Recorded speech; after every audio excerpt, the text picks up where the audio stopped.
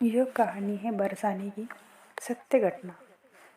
यह बड़ी सुंदर कथा है और सत्य घटना है। बरसाने में एक संत की कथा।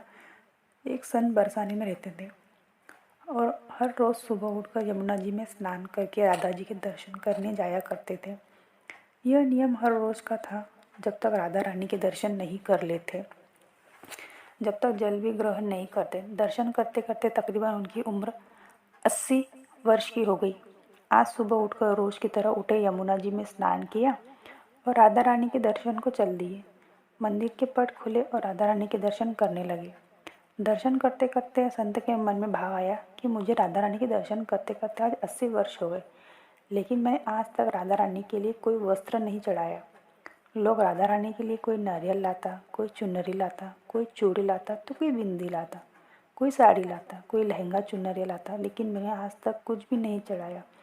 यह विचार संत के मन में आया कि जब सभी मेरी राधा रानी के लिए कुछ न कुछ लाते हैं तो मैं भी अपनी राधा रानी के लिए कुछ न कुछ लेकर जरूर जाऊंगा, लेकिन क्या लाऊं जिससे मेरी राधा रानी खुश हो जाए। तो संत जी यह सोचकर अपनी कुटिया में आ गए। सारी रात सोचते सोचते सुबह हो गई। उठ स्नान किया। सुबह उठकर आज अपनी कुटिया में राधा रानी के दर्शन का पूजन किया। दर्शन के बाद मार्केट में जाकर सबसे सुंदर वाला लहंगा चुनरिया का कपड़ा लाए और अपनी कुटिया में आकर अपने हाथों से लहंगा चुनरिया को सिला और सुंदर से सुंदर उस लहंगा चुनरिया का गोटा लगाया। जब पूरी तरह से लहंगा चुनरिया को तैयार कर लिया तो मन में सोचा कि इस लहंगा चुनरिया को अपनी राधा रानी को पहनाऊंगा तो बहुत सुंदर लगेंगी मेरी राधा रानी। यह सोच करके आज संत जी ने उस लहंगा चुनरिया को लेकर राधा रानी के मंदिर को गए। मंदिर की सीढ़ियाँ चढ़ने लगे और मन में सोच रहे, आज मेरे हाथों से बनाए हुए लहंगा चुनरिया राधा रानी को पहनाऊंगा तो मेरी लाडली खूब सुंदर लगेंगी। यह सोचकर जा रहे थे। इतने में बरसाना की एक लड़की लाली आई। बाबा से कहती, बाबा आज बहुत ही खुश हो, क्या बात है, बताओ ना बाबा। तो बाबा ने कहा कि लाली आज मैं बहुत खुश हूँ। आज मैं अपने हाथों से राधा रानी के लिए लहंगा चुनरिया बनाया है। इस लहंगा चुनरिया को राधा रानी जी को पहनाऊंगा और मेरी राधा रानी बहुत सुंदर दिखेंगी। उस लाली ने कहा, बाबा मुझे भी दिखाओ ना अपनी लहंगा चुनरिया कैसी बनाई है। लहंगा चुनरिया को देखकर वो लड़की बोली, अरे बाबा राधा रानी के पास तो बहुत सारी पोशाक है, ये मुझे दे दो ना। तो महात्मा बोले, बेटी तुझको मैं दूसरे बाजार से दिलवा दूंगा, ये तो मैं अपने हाथ से बनाकर राधा रानी के लिए लेकर जा रहा हूँ, तुमको और कोई दूसरा दिलवा दूंगा। लेकिन उस छोटी सी बालिका ने उस महात्मा के दुपट्टा पकड़ लिया। बाबा ये मुझे दे दो, पर संत की जिद करने लगे, दूसरी दिलवा दूंगा ना तुझे। लेकिन बच्ची भी इतनी तेज थी कि संत के हाथ से लहंगा छोड़ा, चुनरिया छीनकर भाग गई। अब तो बाबा को बहुत दुख लगा कि मैंने आज तक राधा रानी को कुछ नहीं चढ़ाया, लेकिन जब लेकर आया तो लाली लेकर भाग गई। मेरा तो जीवन ही खराब है, अब क्या करूँगा। यह सोचकर संत उसी सीढ़ियों पर बैठकर रोने लगे।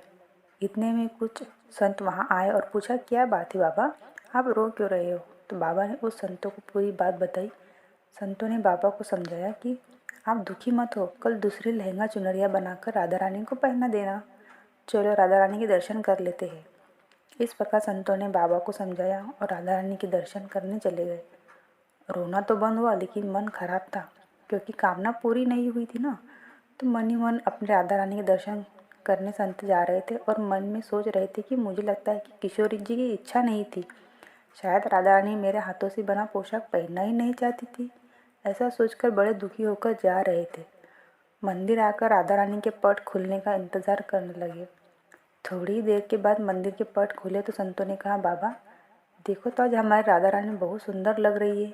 संतों की बात सुनकर जैसे ही बाबा ने अपना सिर उठाकर देखा, जो लहंगा चुनरिया बाबा ने अपने हाथों से बनाकर लाए थे वही आज राधा रानी ने पहन लिया।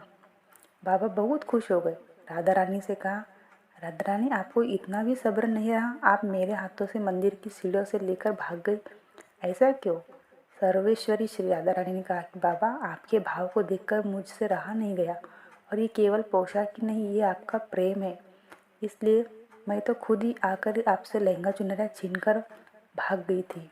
इतना सुनकर बाबा भाव विभोर हो गए और बाबा ने उसी समय श्री जी को धन्यवाद कहा।